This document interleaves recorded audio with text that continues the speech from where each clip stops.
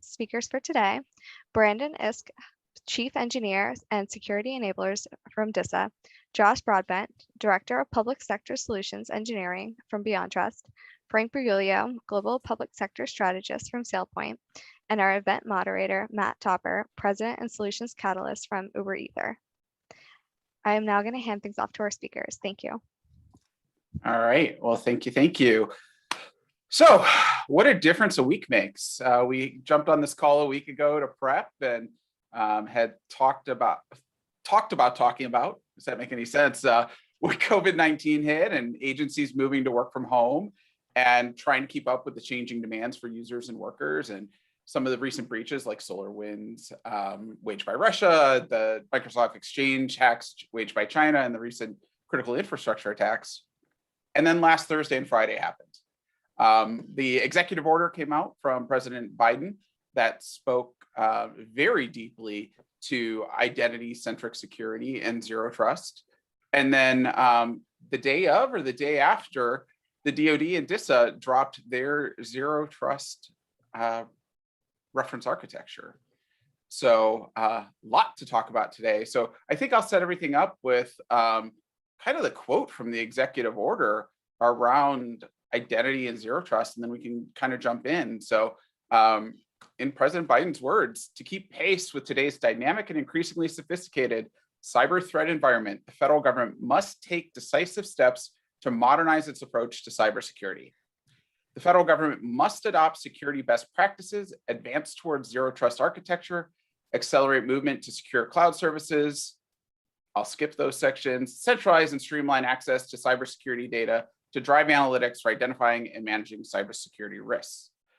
And then within that, we get into within 60 days, all agencies must update agency plans to prioritize resources for the adoption and use of cloud technology, and develop a plan to implement zero trust architecture, which shall incorporate as appropriate the migration steps that the NIST, National Institute Standards within the Department of Commerce has outlined in standards and guidance described any such steps that have already been completed, identify activities that will have the most immediate security impact, and include a schedule to implement them.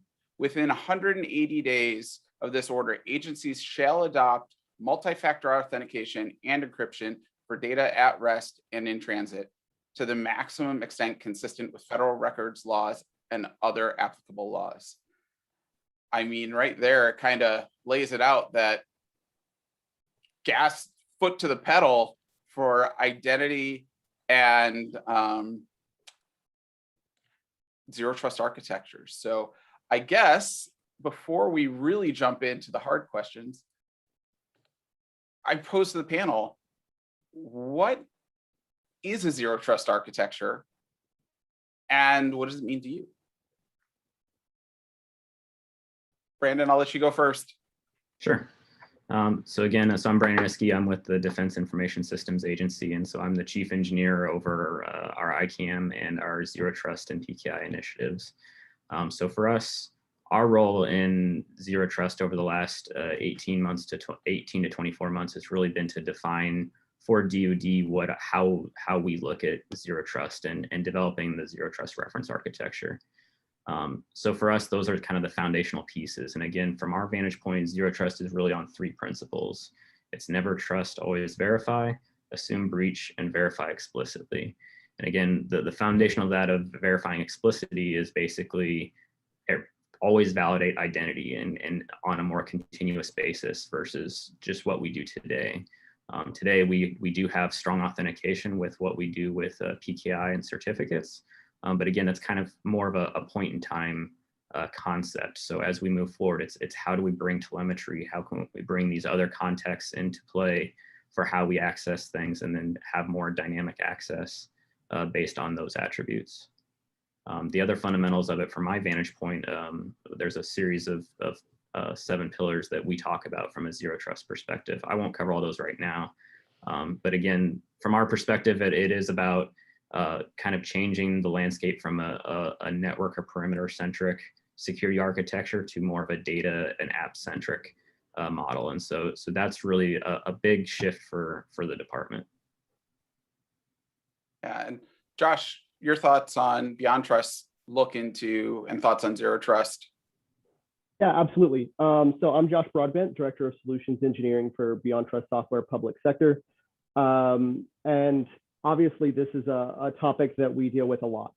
As far as Zero Trust architecture goes, for us, the one thing that we like to clarify is that there's really no such thing as a Zero Trust solution, right? It's an architecture, it's a framework, it's something that, it's something that we build towards. It's a line we head towards. As Brandon alluded to, it's about always trust, never verify, assume breach.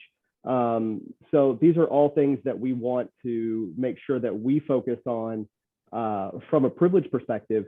So as we take a look at our perspective for Zero Trust architecture, part of that is ensuring that no one ever has, as much as possible, privileged access unless it's audited and verified. So. Awesome. So, Frank, how does identity-centric security fit into the overall objectives of ICAM and ZTA? Yeah, absolutely, and a lot to unpack there. But let's talk a little bit about what Josh and Brandon said. They nailed it. And our drivers really to Zero Trust, there's a lot of them. We were already going through this digital transformation, IT modernization. We got thrown into this pandemic area. Breaches have just been, coming left and right, as Matt said. The statistics are crazy if you look over the last couple of years. And, as an identity practitioner for my entire professional career, which is a long time if you can see how gray I am, we've been talking about this for a long time. And, we really, I think it was Josh that just said it, or someone had mentioned it. It's a paradigm shift from network perimeter to more of a as Brendan said, application and data centric approach. But really what we're talking about, you can't get there without identity, right? And really it's twofold. It's not just identity from the point of authentication authorization. We can do that. We have PKI. We have MFA tokens. We need to apply them better. We need to apply them in more places. But it really is about taking that inventory of data, applications, assets, looking at that inventory and then building the control plane.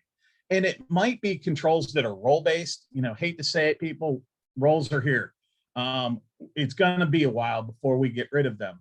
Sure, we can make moves towards dynamic authorization through federation and all these other technologies. But what do you need to do that? You need contextual data. And it's not just from assuming the device that I'm connecting with is okay, the location is okay, but what about the user? Am I still a suitable user? Is my access appropriate for my current role, my current location, and the current actions I'm performing? So identity-centric security has to encompass everything from those credentials down to detecting what I'm doing with the access that's been granted and everything in between. It's the process of looking at how entitlements are granted.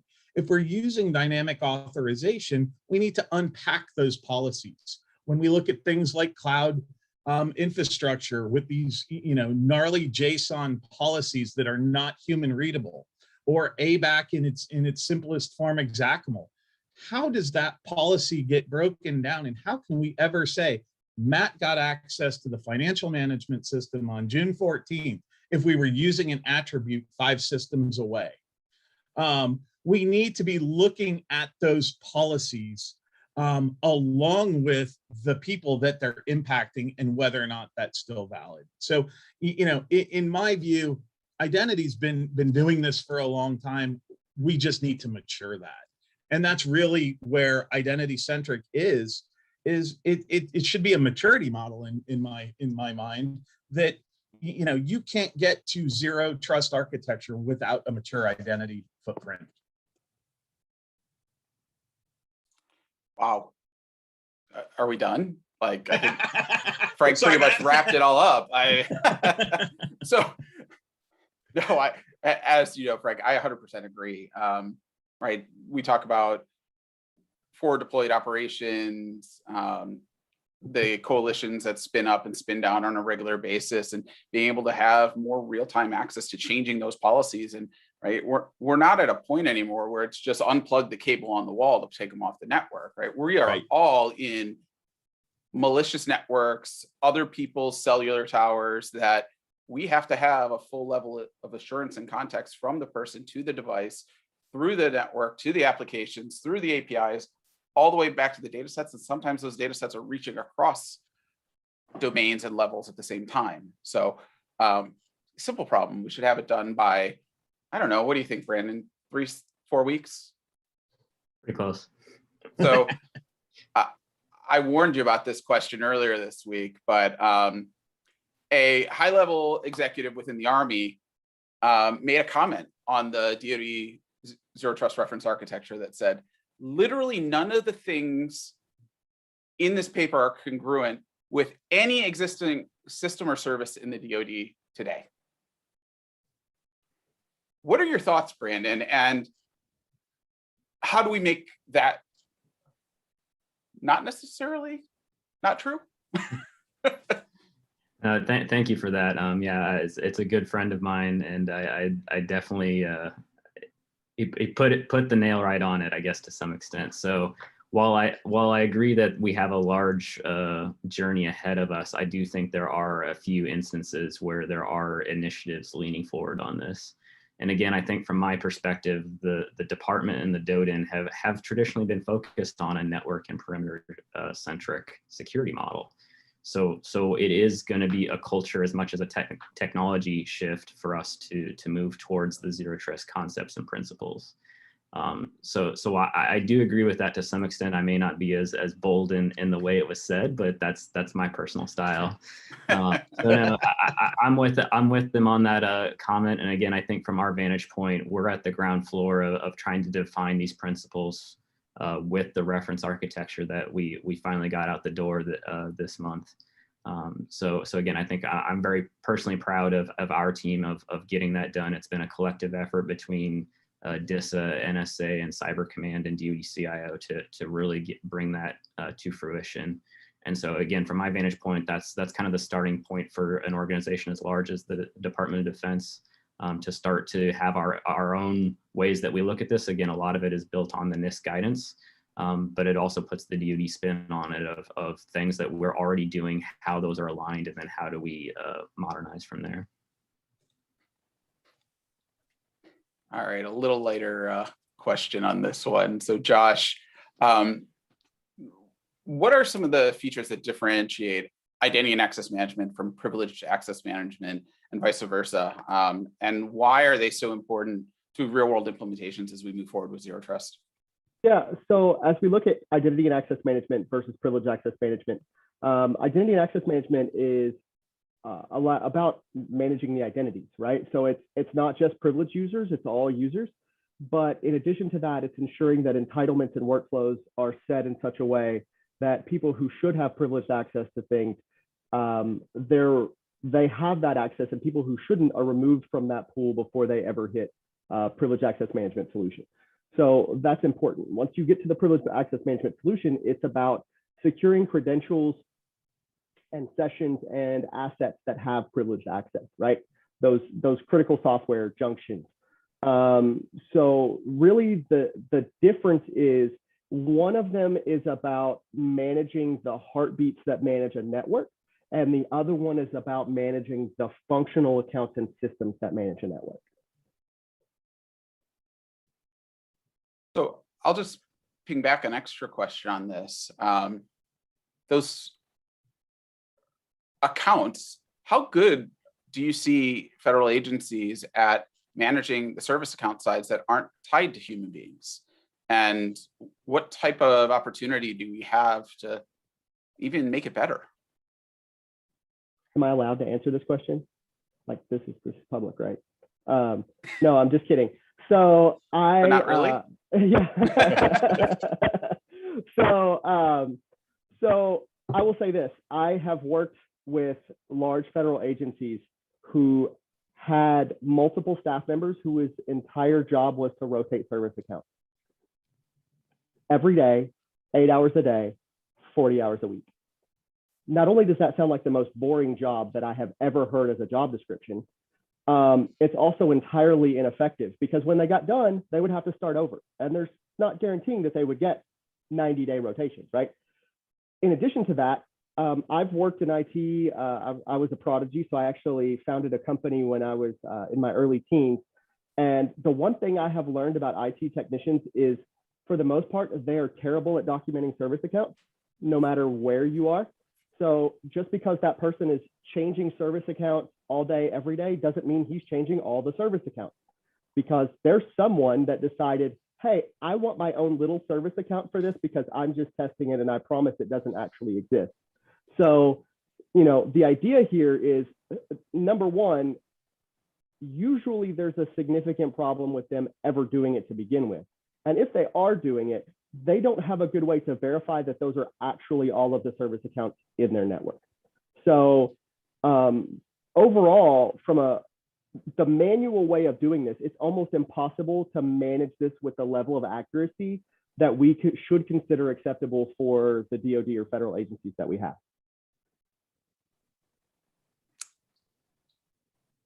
Agreed. I'd love to get into the tech weenies of how, but I think that's what we call talk to the individual agencies with afterwards. So Brandon, we did have a question come in that said, and I think you're probably best to answer this: how has the SolarWinds event influenced DoD's federated identity approach? Has that had any impact on how you're treating any of the zero trust architecture things moving forward? And I think from my vantage point, the good news is that we were already on our ICAM and zero trust journeys.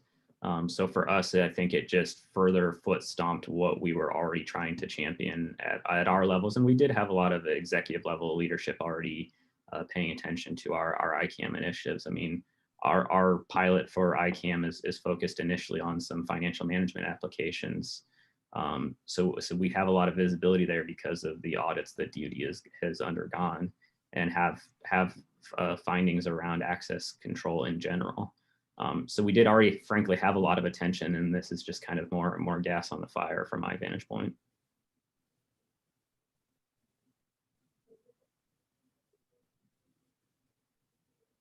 Mute buttons help. So let's chat a little bit just about how agencies are utilizing identity and privilege access management to combat threat actors today. And then how, as we see things maturing, things will change as we move into a zero trust strategy and find ways to get rid of some embedded service accounts and move to some higher assurance authenticators. So Frank, you want to take a first shot?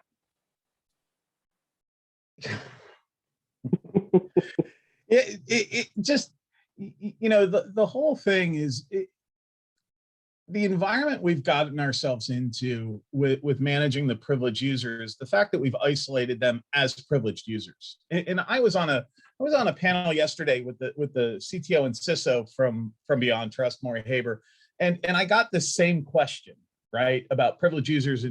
And to me, a privileged user, we're all privileged users. The fact that I'm using a corporate device to be on this webinar, that's a privilege, right?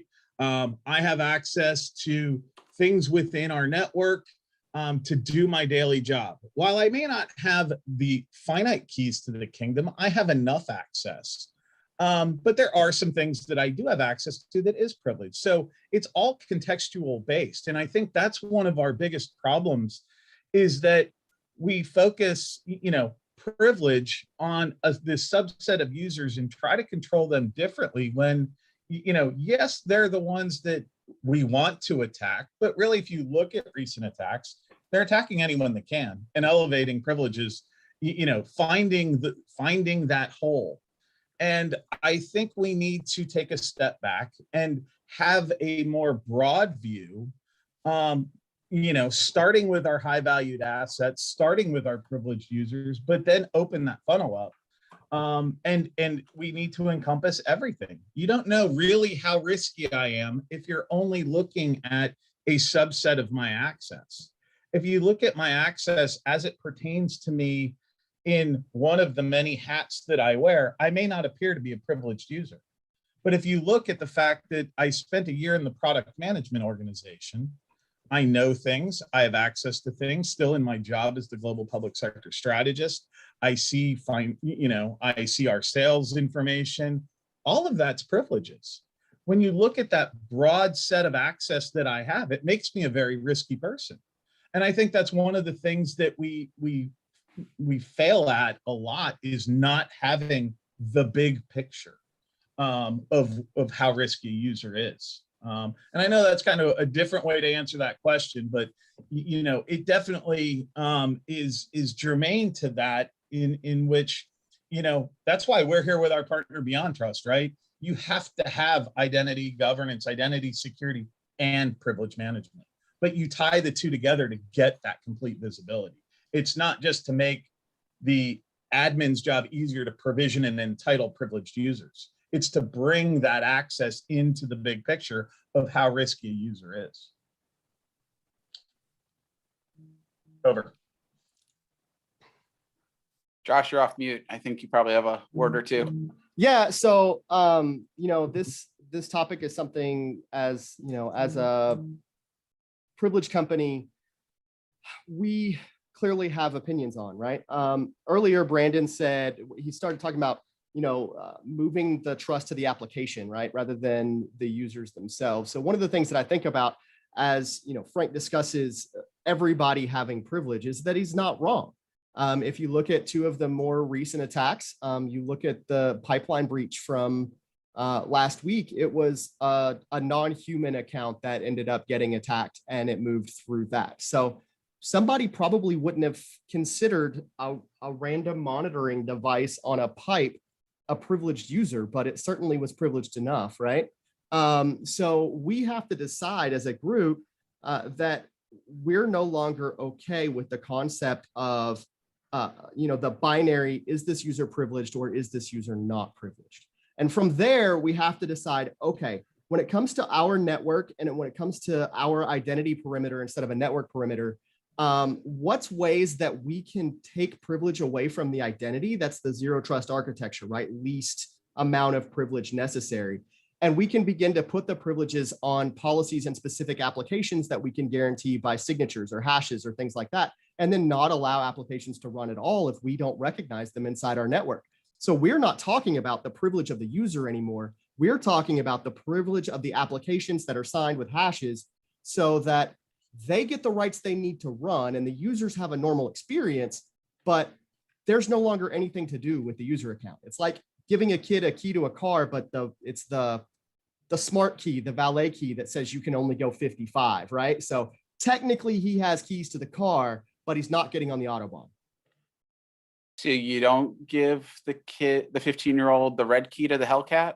Is that Yeah, that's what I'm a terrible plan. It's honestly, but we can talk about that whole story later. Now we have a car connection. We can go down a Don't way they have different a path. pin to actually enter to actually unlock your car now? Some of them do. The performance ones? And I can go down this rabbit hole. One of my best friends had a Hellcat, and we joked about the keys all the time. So we'll talk about that offline, Matt. And the word was had, so he definitely used the red key a lot.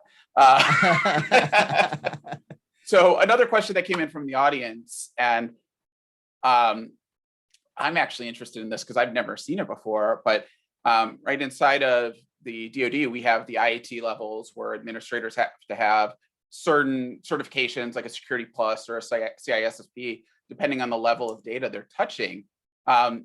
Do we believe that things like the Forrester Zero Trust certification, and I'm going to throw a pitch for one of my favorite organizations that we're currently helping write the certification for, the Identity Professionals organization, are those certifications that should be introduced into that world as everybody's moving forward? And does anyone know of any talk of that happening? I mean, I'd say from our vantage point, I think that's very much an interest for us just because of the established way we do system access and requests. Training requirements are part of that process. That's just naturally something we've done.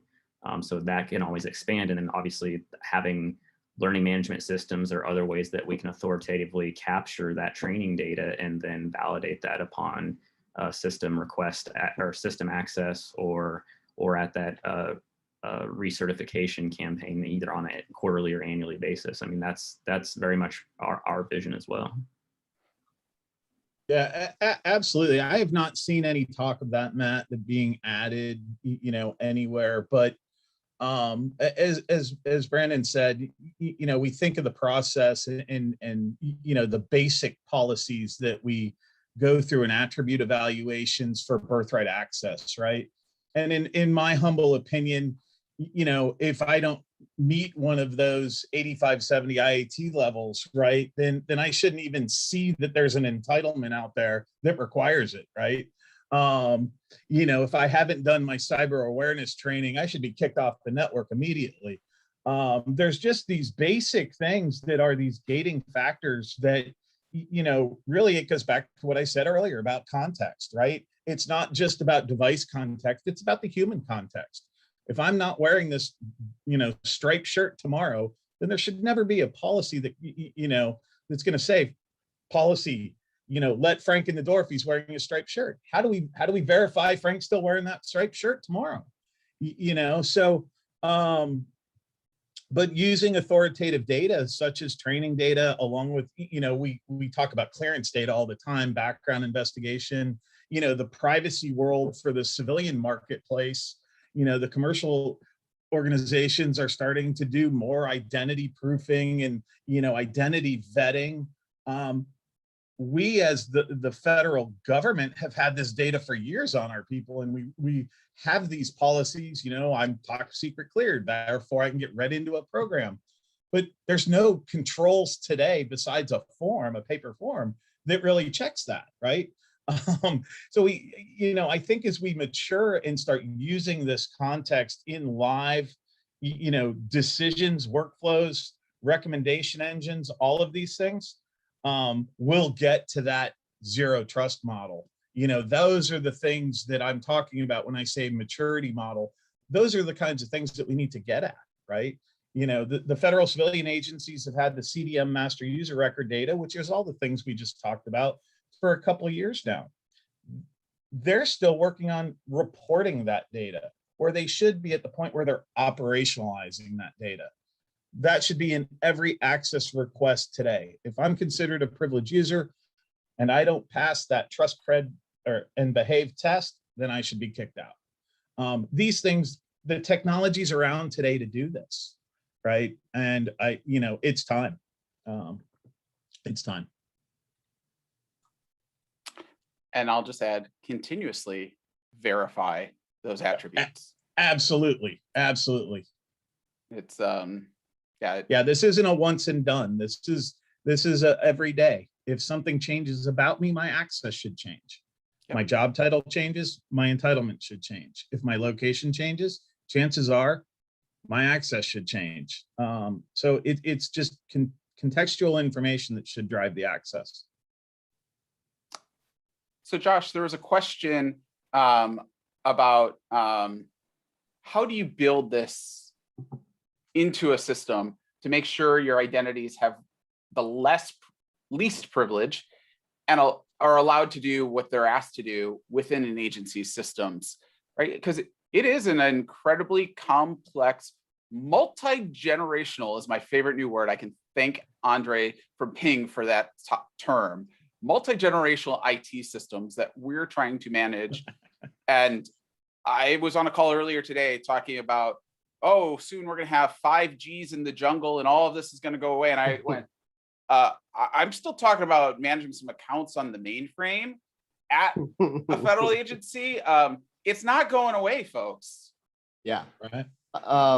Absolutely, Matt. So, you're right. It's not to a point that I alluded to earlier. The way that we do this is by taking the privilege away from the user and putting the privilege in context of policy on applications that are allowed to elevate. So in this way, those applications are allowed to do what they need to do. And you can do this in context across the entire application environment, so that when you're setting your policy, you don't have to have users that have special privileges. Instead, you have policies where users who should have special privileges allow applications to elevate. And when you do that, the user ends up with a relatively normal experience. Maybe there's a pop-up that asks them, hey, is this for your job? Or are you sure you want to do this? Like a normal user account control type pop-up. But other than that, it's really about making sure that those end users can get their missions done, can get their jobs done, because the last thing you want at the end of all of this is to implement these kind of architectures in the DoD and have combat troops or other forward deployed bases that can't get their job done because they get stuck behind trying to figure out who had permissions to do what. So you have to enable their experience while securing their identity. Yeah, and to tie this together, I would say the generational comment that you made very much resonates with me as well too, because as I mentioned earlier, I mean, from a zero trust perspective and enhanced identity, we can move a lot faster when we're working with some of our more modern cloud services. But we also have a lot of legacy that we have to deal with, and a lot of that is in the financial space. So we do have a mix of kind of modern ERPs as well as kind of legacy applications or government developed solutions. So we do have a long road ahead of us because of that multi-generationalness that I'm now going to steal as well too, as a saying. That's a perfect term. Yeah, that wrapped it all together. I thank you on that one. And I immediately go into try explaining what we do in identity and access management to my grandparents, right? And there's my same way we're trying to protect mainframes, right? So, Josh, I'm going to pick on a little bit, and I know we didn't talk about this ahead of time. One of the challenges I've seen on the policy side of the world is a lack of consistent policy languages across network devices, applications, APIs. And right, there was a huge push for XACML. XACML has fallen to the death of XML, like SAML should have so far, but hasn't, much faster than SAML did. No one I know has ever liked to write an XACML policy. No one's ever written a language that makes it easy. What are your thoughts on how, as an industry, we can bring that forward? Because that, to me, is one of the biggest keys to solving this beyond the identity problem that I don't think a lot of people have really looked at yet.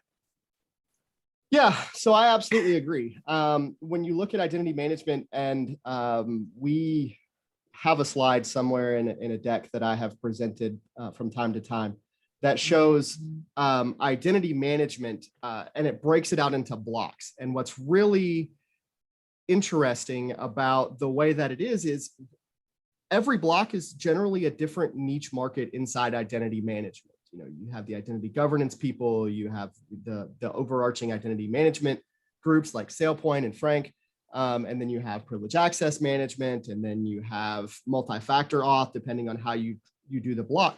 So the point is that generally, as we head towards these zero trust architectures, these zero trust frameworks, it involves multiple vendors, right? Like you don't get there by just saying, hey, I'm going to buy this one product and it's going to do everything I want it to do. And again, that's why I started out by saying it's not a solution, it's an architecture. Because if you could just go to the store and buy it, it would be easier.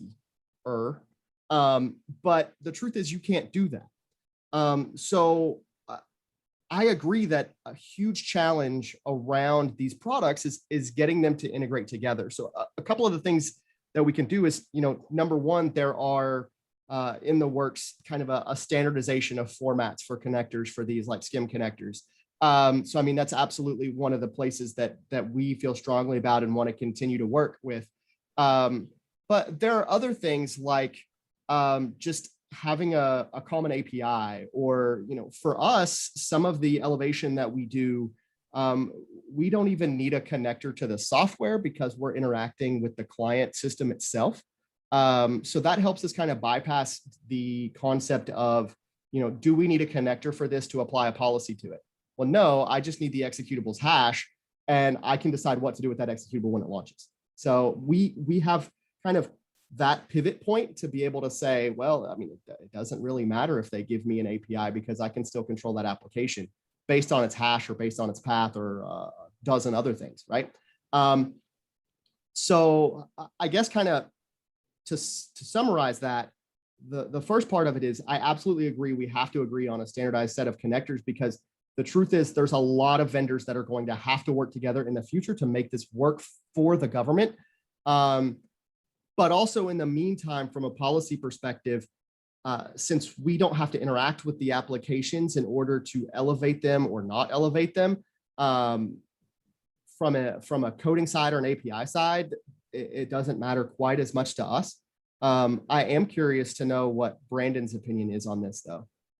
No, I was going to foot stomp on here as well, because I think as we look at some of the remote access capabilities and anything you're trying to do with zero trust, trying to get contextual information off of the endpoint, basically equates to usually using an agent. And so if you need an agent for either the remote access or for that enrichment of the status of the endpoint or the identity of the endpoint, those are kind of proprietary stacks of agents. And so that is not really a common thing that I see in industry yet at this point. I mean, I think I've seen one or two vendors that maybe are trying to push in that direction, but I mean, the department's a big place. So even if we had one solution in one area, you're guaranteed to have another somewhere. I mean, you got Army, Air Force, Navy, and Marines and Coast Guard all always doing kind of their own things, but also aligning with the enterprise. So we're always trying to bring the department together from that sense, but there's certain cases where that's just not always feasible. And so the interoperability of some of these zero trust concepts and the solutions that enable them is very much a concern from our vantage point as well. So I'll just add, for those interested in digging down deeper on this topic, one of the leading, and Ross Ford brought it up in the chat, policy languages that is emerging is something called Rego, that came from the Open Policy Agent, which is essentially the policy framework for Kubernetes. And the nice thing about Rego and the sidecar model that they've implemented, or Rego, the policies get loaded into your controller that controls your ingress egress. That pattern can be applied to any applications and any application stack and doesn't need changes to the underlying code bases. So something to look to. I will also say there's a ton of work right now in the SecID events standard, as well as the CAPE protocol, CAEP. So continuous access evaluation protocol, right? As we all know, you authenticate once, and then you authenticate to that app, and that app takes your control for the day. And if your company fires you 5 minutes, you're still logged in your browser to that application. CAPE will help us solve to understand all of the places identities have been pushed, and then bring security events together and be able to enact on them in all the applications and systems we've integrated with. So one more down the standards path, and then I'm going to ask a question to Frank and Josh. And maybe it's not standards, but can we talk a little bit about the importance of governance in this environment? Even to a low level, just DoD-wide agreement on attributes and attribute names and values of those attributes. I know within the intelligence community, I think it's been almost 10, 15 years now, we've had published the UAS standard, which is publicly available. You can search it, which literally lists, here's what a user looks like, here's what an NPE looks like, and here's what the attributes of those are. If you want to add to that, great as your agency, but this is the starting point. And then we had similar things along backend attribute exchange, as well as the OpenID Connect iGov profile. Anyone have any thoughts on why we're not there yet? Yeah, that's an interesting one, Matt. And you know, based on some recent experience with many agencies. And actually, this is a global problem, right? Because this comes up all the time about, what attributes do we need? And I always go, well, you need the ones that you need to build your policies with. But yes, those standards are extremely valuable. But what's most important, and I mentioned this earlier, is the quality of that data, right? And that's in the source of that data. And when we try and use a single attribute from an authoritative source, if we're allowing that attribute to ever be modified anywhere downstream, the validity of that attribute goes out the window. Or if we're capturing that same attribute in multiple systems. So, we really do need a standard data policy. And most organizations, work this way. I think some of the hurdles are data sharing in a lot of these systems. That was a big problem we encountered in some of the CDM agencies where, the optiv didn't have the rights to reuse the data that they have in their legacy system. They had to reapply to be able to use that data. So attributes are a continuous challenge. It's a key thing. And I think Brandon probably has some recent experience with this as well, just going through, some of the prototype activities. Absolutely. I mean, I think what we can and can't do with the data we have, and then I think with some of the frameworks around the Privacy Act and what needs to be done to define what we can and can't do and stay within those bounds is definitely a challenge for us to manage. And then it's kind of like you almost have to have your end state already defined when you're starting, but when you're taking a prototype and iterative approach, it's kind of we're caught in the like, where are we taking risk? Where are we doing the right things? Or where do we have to really say, no, we can't do that because that particular direction of data flow is just kind of off the table because of the way we have to move identity information around. Yeah, it's almost like we need to revisit the INET.org person LDAP schema, but for security attributes. Yeah, right? Absolutely. It really is. I started to have these flashbacks of building directories back in the late 90s. You're absolutely right. It all goes back to that INET.org person. What are the 7 dwarfs, the required 7, and then the optional, and it really is that, and that really does need to be updated, and it really is the source though, and validating that source data and ensuring the source data is accurate, and not getting it in 7 different formats. Yeah. So we've got about 10 minutes left here. I'd like to give the stage to Frank and Josh to talk a little bit about identity-centric security and privileged access management and how they give us a better together solution towards a zero trust architecture as the true foundational concepts. So, gents. Frank, I'll let you start us off and we'll just have a conversation. Yeah, absolutely. So, I think we've kind of hit the what each of us does. Identity governance is the who has access to what, should they have that access, is it suitable, how they're using that access. I like to use a couple different analogies. Should Josh from a combat command have access to the financial management system? Yes or no, right? Should Peter have access to the file share, which contains sensitive or classified information, or PII? That's really what the identity governance layer does. It defines the access model and for the identity and how entitlements are granted, what digital doors can Matt unlock, what assets lie behind those doors. So what's bundled in that entitlement or that role? Because like I said, roles aren't gone forever, folks. I mean, we're going to have to deal with them for a while. And we need to maintain compliance around that, whether that compliance is to a security control, a privacy control, or some other, framework that we have to abide by. It doesn't matter what widget, what system, what mission system that you build, all users are granted access to it. and that access gives you, that entitlement gives you access to sensitive resources. So it's that metadata that we're most important, that are important to us. So as we step towards,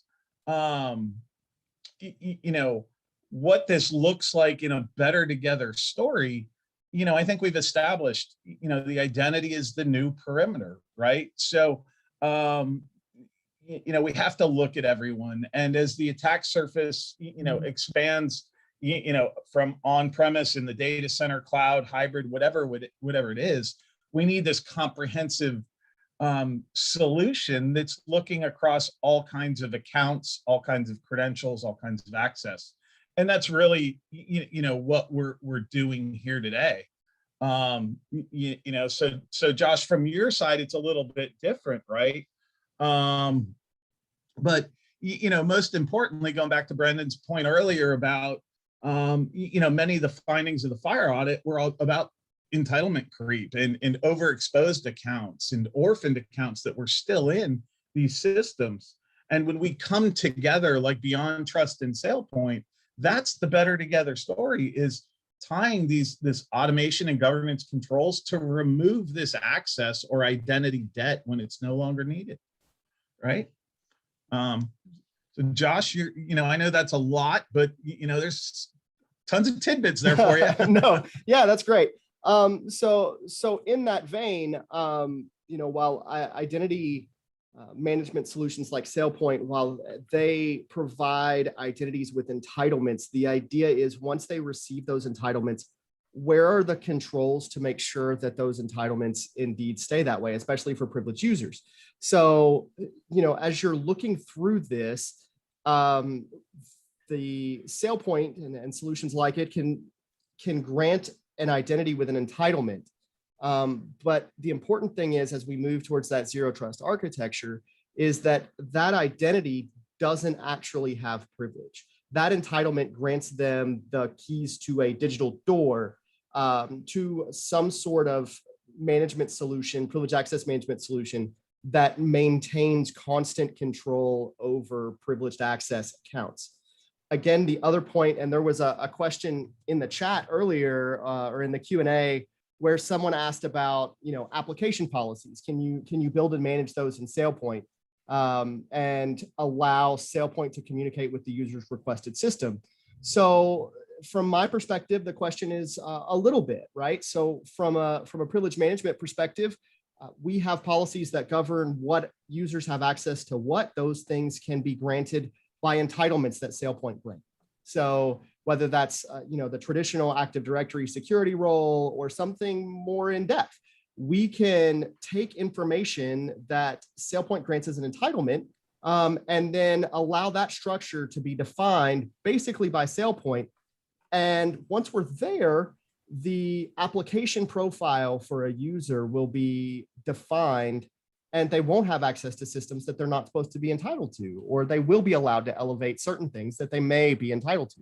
So, as we look at things like that, we have to decide as a group that the privilege access we're granting, the identities that we're granting, as we move that identity-centric security model, we have to understand how those identities grant access to privilege and how we're going to manage that privilege so that everyone is, always verify, never trust, so that everyone has the least privilege possible. And for us, that's really a perspective of no privileges at all, while still allowing them to complete their mission and function. So Josh, with that, to be kind of the devil's advocate to that, how do we ensure that the users are granted, if we are allowing elevation at certain periods of time, right? You have to be in certain groups or roles, right? You have to have an account. How are we ensuring that access is removed? Because just having, if I have an account within the BeyondTrust system, right? How do we ensure, and this is a self-serving question, how do we ensure that when Josh no longer exists, how do we get him out, right? Or Josh is no longer suitable. I know there's certain controls that are native, but I think expanding upon, you know, building these two systems to communicate with each other, we've done, you know, great things in this space. So can you expand on that a little bit? Yeah, so absolutely. Again, removing entitlements and that entire entitlement management process works better together because you have a system that's managing those entitlements, and then you have a system that is essentially granting those entitlements based on the policy that SailPoint is managing. So along with that management is the understanding when a user or a heartbeat no longer exists that those entitlements should be pulled. Automating that through the workflows of an identity management solution is absolutely the way to go. The one thing that I have learned in my 25-year IT career is that if you trust your engineers, your people, your humans to take care of these things, inevitably someone won't. Like that's just 100% of the time. You know, a lot of us have a million different jobs that we're doing. There are managers that will literally forget to tell IT that somebody got fired or somebody was let go. All of those things occur. And so when you trust your identity-centric, when you trust your security to any type of manual process, you open the door for vulnerability, for attack vectors. So the more things like automating the removal of roles, automating the removal of entitlements, automating the entire, you know, deprovisioning process that you can do, the better off you are. Yeah, absolutely. And just one last comment. I think that's why, you know, we're seeing a lot more embedded artificial intelligence and machine learning in these platforms to look for deeper into how roles or access should change autonomously. By looking at peer group analysis and these fundamental things about the identity and the entitlements and who has access across the board. I think, Matt, we got to turn it back over to you time-wise. So thank you very much for the opportunity. Yeah, No, thank you guys. Absolutely. So I actually want to ask Brandon one last question, and this easily could go over the next 3-4 minutes. You see pretty much everything from an identity, zero trust, network security perspective within DISA in your role. I am truly amazed every day how you can keep up with it all. Me too. Yeah. So We thank you for it, though. Yes. Thank you. Honestly, for those that don't know, Brandon drives so much forward across the DoD. Just more kudos than we could ever give him in the next 2 minutes. But over the next 12 months, what key cybersecurity initiatives are you and the rest of the DoD planning to tackle, and why are those most important right now? Yeah, and I'll speak to them, I think, from our vantage point. Again, there's a lot of broad ones probably across the department and kind of how we execute DoD-CIO's strategy. But again, the ones I'm kind of focused on in my swim lane, again, are the expansion of our identity and credential access management. So that includes how we do authentication services and then what I kind of simplify as account lifecycle management. So we have kind of that near-term focus for financial management applications, and then we also have to do that more broadly across the department. We have sister efforts with Global Directory and what they're doing for our adoption of cloud collaboration capabilities. And so they're doing a lot of really good things for us to enable common identity across a multi-tenant cloud environment. And so those are huge movements for us as well. So we're working it in multiple different swim lanes.